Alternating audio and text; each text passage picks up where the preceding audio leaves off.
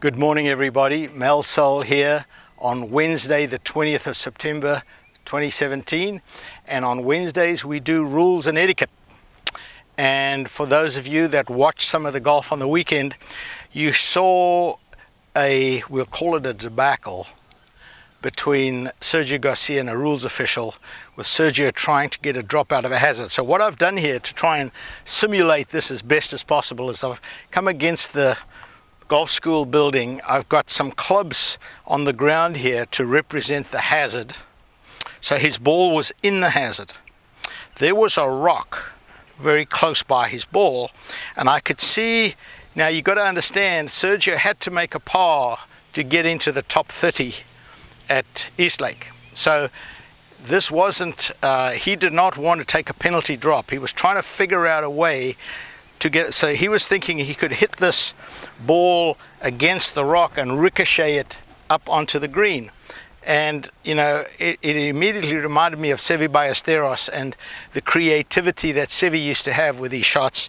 And so I was impressed. I didn't think the shot was going to come off, and I was like, man, he's crazy. You know, if he takes a drop, he could still maybe make a 5.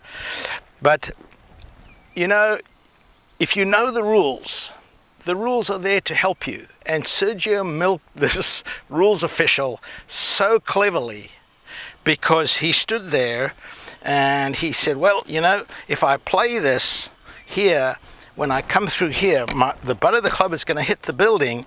The building is a man-made obstruction, so I get free relief. And they talked for, I don't know, 10-15 minutes about the shot, and Sergio kept saying, well, you know, my club is going to hit it here when I try and go back. And so the rules official eventually agreed.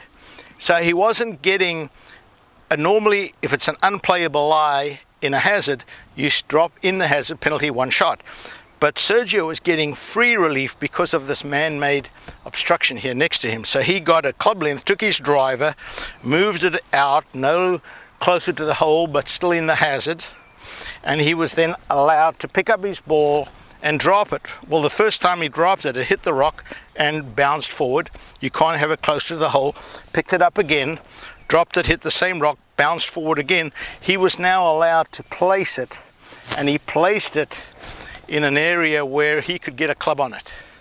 Now, there's nowhere in the rules that says you have to still go in that direction. He was going to go in that direction over here, and that's how he got the drop.